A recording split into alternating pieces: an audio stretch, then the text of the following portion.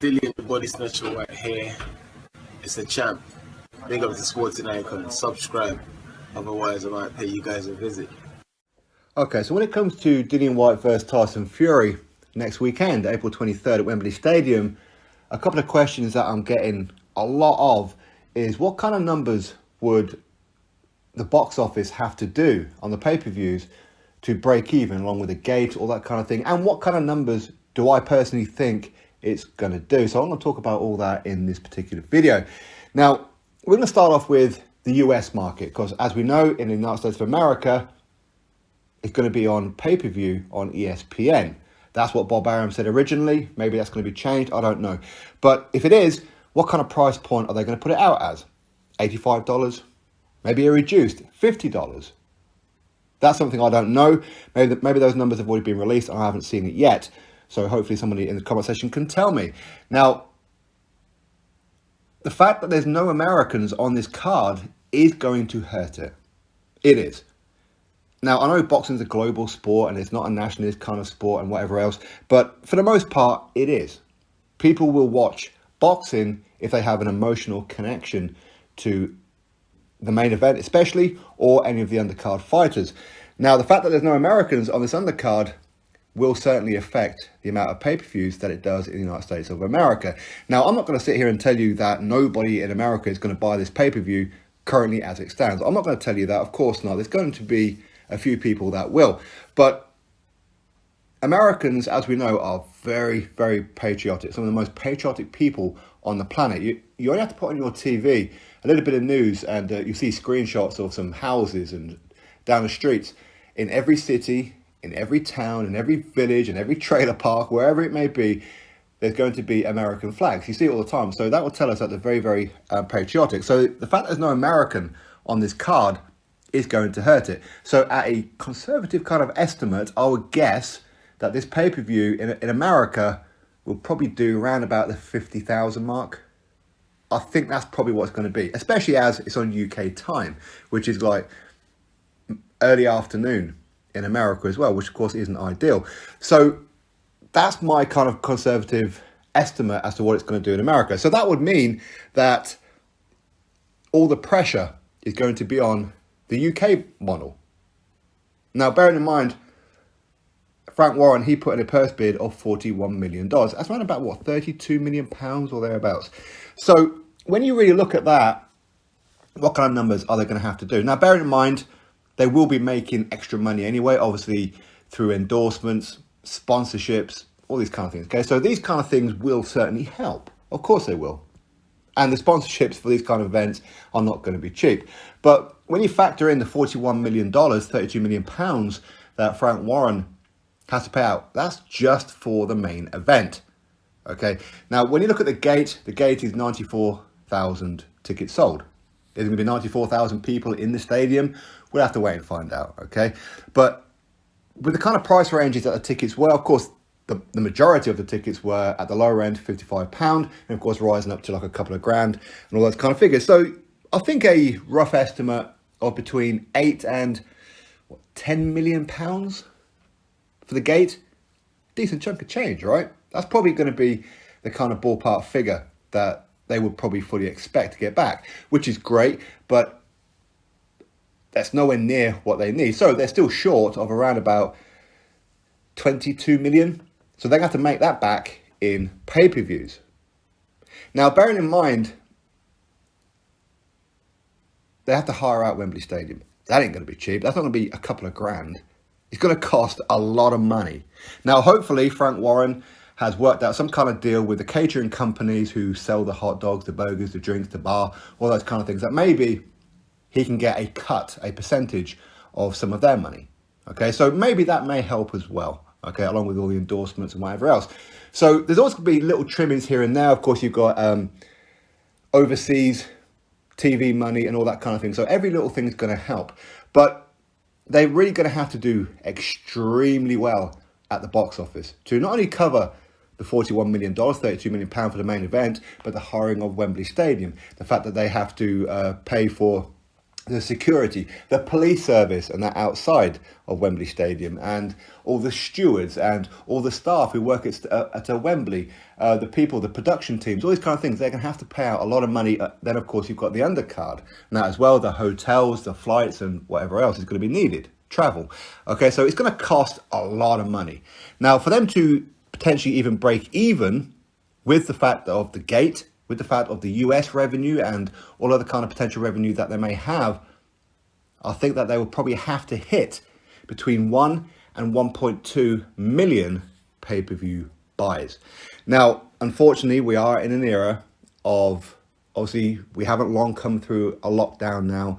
A lot of people, outside of losing loved ones and whatever else, people have lost their jobs or on reduced hours. So pay-per-views and boxing not really at the forefront as maybe it once was. Because obviously the record here in the UK for a boxing event is Anthony Joshua, Andy Ruiz Jr. The rematch, 1.54 million is the record. Okay. In second place, just under 1.54 was Joshua versus Klitschko. So for this fight to break even, again, Klitschko fight, that was around about, was it 1999? I think about £20, if I remember rightly. The Ruiz Jr. rematch, that was £25. That was the first time that we started paying £25 for a pay-per-view. Okay, but for this to break some kind of even, I think it's going to have to do round about 1.2 million, which is round about the kind of numbers that Joshua versus Povetkin done. Now, you could say, but Joshua versus Povetkin is not as big a fight as Fury versus Whyte. And you'll be absolutely correct. But again, as I said, we're not in the same times as what we were. Things have changed a lot. So a lot of people will be looking to stream the fight.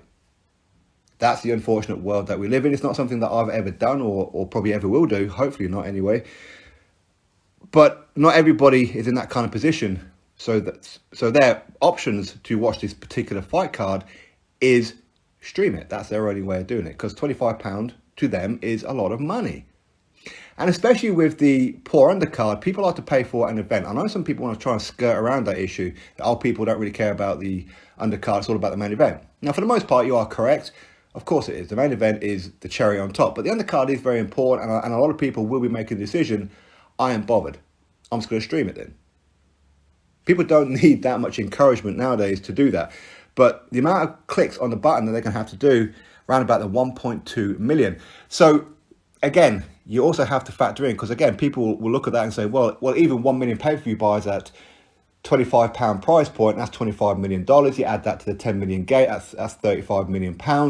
Already they're in profit.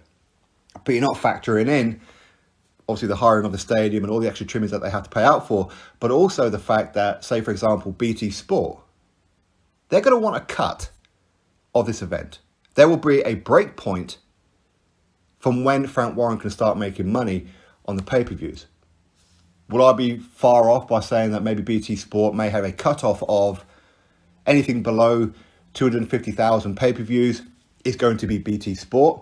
Then Frank Warren can start making money on the pay-per-view himself. That's usually how it works.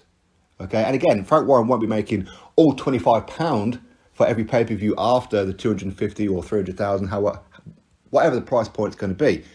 No, he will get a cut of that £25. BT Sport will still be taking money. Also, Sky will be taking money as well, because again, Sky have been advertising it. They've been advertising it on their Sky channels, on their social medias and things like that. They ain't going to do that out of the goodness of their heart. They're going to want to make a cut on this. They're not going to turn around to Frank Warren and say, okay, you can start paying us when you start making profit. No, that's not how it's going to work. They're going to want their money first and foremost. And whatever's left is what's going to be paid out to the fighters, to Frank Warren, for him to distribute to the fighters, and then they can distribute it off to the managers and all these kind of things as well. So, again, Frank Warren, he's going to have to make his cut on this one as well. He ain't going to want to do it for free, and Bob Arum certainly isn't going to want to do it for free.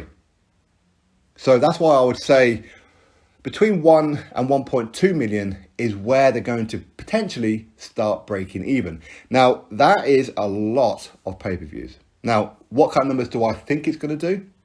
I feel it could well break the record. Now, I said this months before this fight was even made. even spoken about really, that you put Tyson Fury in the ring with Dillian Whyte, that could be the biggest all-heavyweight world title fight since Lennox Lewis and Frank Bruno, in the sense of the interest in the United Kingdom. Now, I know Frank Warren, Tyson Fury fans think it's all about Tyson Fury, and it's not. It really, really isn't. Okay, Tyson Fury is not Anthony Joshua. He's not Canelo Alvarez. He's not a Floyd Mayweather. Me, as a Dillian Whyte fan, I can also be honest and say, nor is Dillian Whyte. Okay, but you put Dillian Whyte in with Tyson Fury, that's where the interest comes. Now, you could talk about the lack of promotion from Dillian Whyte. In reality, him not doing the promotion work is actually promoting the fight, isn't it? It gets people talking about it. You can't go more than 30 seconds on social media without somebody mentioning the fact that there's no promotion for this fight from Dillian Whyte. Is he going to turn up for the fight? Is he going to turn up for the press conference? Blah, blah, blah, blah. It's all promotion. It is. And especially come fight week next week, when, of course, he's going to be at the press conference, he's going to be at the weigh-in and all these kind of things. Will he do the public workout on that? Again, we'll have to wait and find out. But that is when, especially if Dillian starts biting at Tyson, because believe me, Dillian's got a lot to say. And he hasn't done this through choice as such. He hasn't just said, you know what, I can't be bothered. No, he wants to promote it in the sense of he's got a lot of stuff to say. Will that just explode next week at some point? Maybe. And if it does, it's going to help. It's certainly going to help.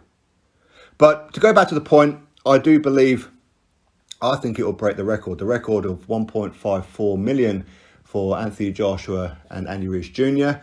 I think it could break that record, but it's going to be tight because, as I said, times are not the same of what we once were, even 2 years ago, 3 years ago. They're not the same anymore. Prices have gone up. The cost of living has gone up. Everything's gone up.